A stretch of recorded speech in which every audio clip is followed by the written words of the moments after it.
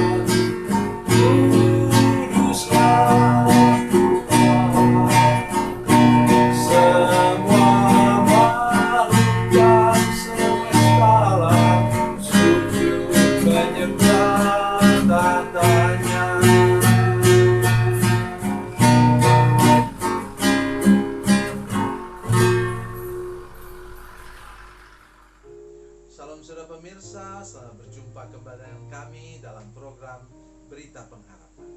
Dan malam ini saya ingin menolong kita semua. Berkat Tuhan bisa tercurah kepada kita. Tetapi bila terus-menerus saudara tutup tangan saudara kikir dan pelit, maka saudara tidak akan bisa diberkati lagi berikutnya oleh Tuhan. Sebelum mendengarkan firman Tuhan, mari kita berdoa. Bapa, dalam nama Yesus kami mau mendengarkan firman Tuhan sekarang. Jamah hati pemirsa kami Tuhan yang sedang menyaksikan program ini, seluruh jemaat yang menyaksikan program ini, Engkau menolong mereka supaya mereka dilepaskan dari kutub egois, roh kikir dan pelit, tidak mau berbagi dengan sesama. Tolong Tuhan supaya kami diubahkan oleh Tuhan, karena Yesus murah hati dan Yesus mau berbagi dengan orang lain. Tuhan, Engkau yang dalam hati kami, ubah sikap hati kami malam hari ini. Dalam nama Yesus. Haleluya. Amin. Mari kita membaca firman Tuhan dalam perjanjian baru malam hari ini dari Injil Lukas pasal 5. Injil Lukas pasal 5 ayat 7. Mungkin lebih baik dari ayat 6 ya. Lukas 5 ayat 6 dan 7. Lukas 5 ayat 6 dan 7, demikian firman Tuhan. Dan setelah mereka melakukannya, mereka menangkap sejumlah besar ikan, sehingga jala mereka mulai koyak. Lalu mereka memberi isyarat kepada teman-temannya di perahu yang lain, supaya mereka datang membantunya. Dan mereka itu datang, lalu mereka bersama-sama mengisi kedua perahu itu dengan ikan hingga hampir tenggelam. Amin. Saudara sekalian, berita firman Tuhan ini luar biasa. Mengapa? Saya suka hitung-hitungan. Mungkin perahu itu sudah bisa bayangkan, perahu Simon itu biasanya muat berapa? 13 orang. Ya, orang di timur tengah sana, saya rasa jarang yang berat badannya 50 kilo. Tetapi rata-rata mungkin 80 sampai 100 kilo.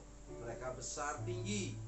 Oke, supaya mudah menghitungnya, kita hitung rata-rata termasuk Tuhan Yesus itu badannya itu beratnya 100 kilo.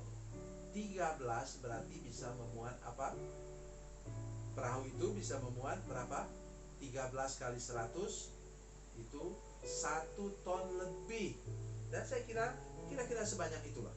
Mungkin 1,5 ton perahunya. Tidak besar sih perahu yang muat 1,5 ton. Oke. Kata firman Tuhan ayat 6. Dan setelah mereka melakukannya, melakukan apa? Perintah Yesus. Kalau saudara mau diberkati, ingat baik-baik itu. Ikut apa yang Yesus katakan. Taati firman-Nya. Maka saudara pasti diberkati oleh Tuhan. Nah, tidak ada kata lain. Kalau saudara suka melawan Tuhan, itu membuat mampet saluran berkat Tuhan kepada saudara-saudara sekalian.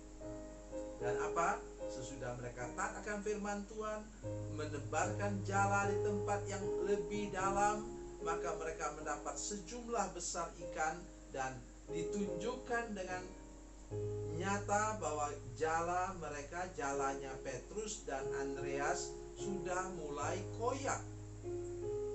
Ini yang saya maksudkan malam hari ini. Mengapa saya sampaikan firman Tuhan ini? Apa? Ayo Andreas, kita seret saja jala ini ke darat. Ya karena tadi sudah penuh, sudah mulai koyak. Tidak, saudara sekalian. Hati Petrus dan Andreas tidak demikian. Karena di situ ada dua temannya di perahu juga, yang sama juga besarnya. Siapa itu? Yohanes dan Yakobus. Dia panggil mereka dari perahu yang satu lagi, kemudian diisi penuh sampai dua perahu itu hampir tenggelam katanya. Jadi saya hitung, apa itu?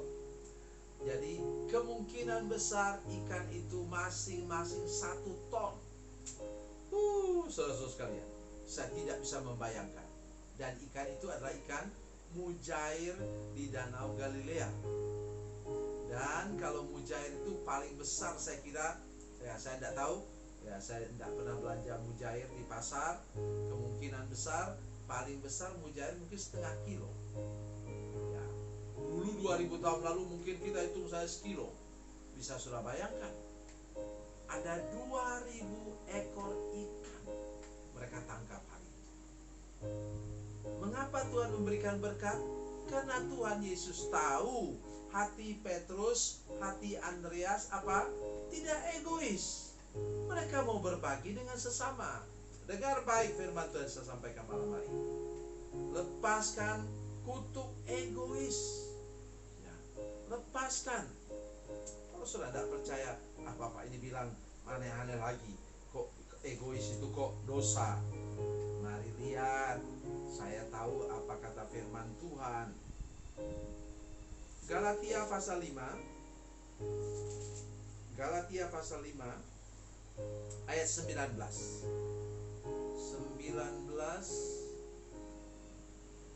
dan 20. Ya, sampai 21 sebenarnya. Saya baca. Perbuatan daging telah nyata, yaitu percabulan, kecemaran hawa nafsu, penyembahan berhala, sihir, perseteruan, perselisihan, iri hati, amarah, kepentingan diri sendiri. Disamakan loh. Roh egois itu disamakan dengan penyembahan berhala. Disamakan dengan apa? Percabulan, pelacuran. Kaget saudara dengar. Jadi jangan anggap remeh itu. Roh egois itu bisa buat macam-macam. Kau tahu perang terjadi karena orang egois. Tidak mau bicara tentang kompromi antar satu dengan lain. Batas negara itu 1 meter pun tidak boleh bergeser. Berantem itu. Walaupun jarak perbatasan beribu-ribu kilometer. Namanya egois. Mengapa kita tidak mencari solusi yang win-win solution, yang demi kebaikan bersama dan keamanan bersama? Di sini yang sangat utama kita perhatikan ialah tidak menunggu lama.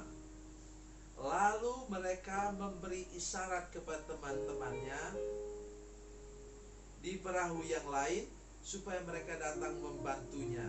Dan mereka itu datang, lalu mereka bersama-sama mengisi kedua perahu itu dengan ikan hingga hampir tenggelam. Itulah yang menyebabkan Tuhan memberkati terus-menerus kehidupan muridnya ini, yang satu ini namanya Petrus. Oleh karena dia sudah bebas dari akar egois atau egosentris dalam dirinya. Kepentingan diri sendiri sudah diabaikan untuk kepentingan bersama. Bila jemaat, bila pemirsa mau diberkati oleh Tuhan, lepaskan semua sikap egois itu,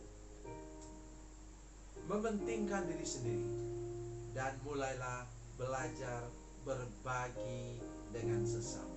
Saudara bilang kepada saya begini, iya Pak, itu karena kapalnya, perahunya sudah mau tenggelam. Bukan begitu. Seberapa kita peroleh, Tuhan mau memberkati kita supaya kita menjadi berkat bagi orang lain. Tuhan Yesus memberkati, Tuhan Yesus baik. Mari kita berdoa. Bapa, dalam nama Yesus, terima kasih untuk firman Tuhan malam hari ini. Beri kepada kami hati-Mu Yesus, hati yang murah hati, hati yang mau berbagi dengan sesama, sehingga Tuhan dapat memberkati kami, sehingga berkat yang kami terima tidak tertampung lagi, dan kami memberikan kelimpahan berkat Tuhan itu kepada sesama yang kurang beruntung. Berkati kami saat-saat sulit sekarang ini Tuhan, supaya kami punya hati dan mau berbagi dengan semua orang lain. Terima kasih Tuhan, dalam nama Yesus. Haleluya. Amin.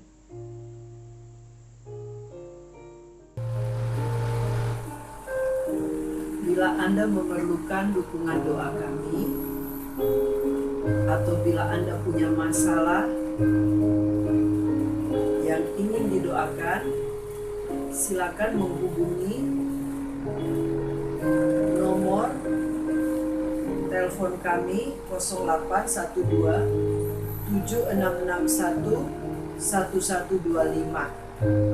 Dan bagi Anda yang berada di luar negeri, silakan menghubungi +62 812 7661 1125. Tuhan Yesus memberkati, Tuhan Yesus baik.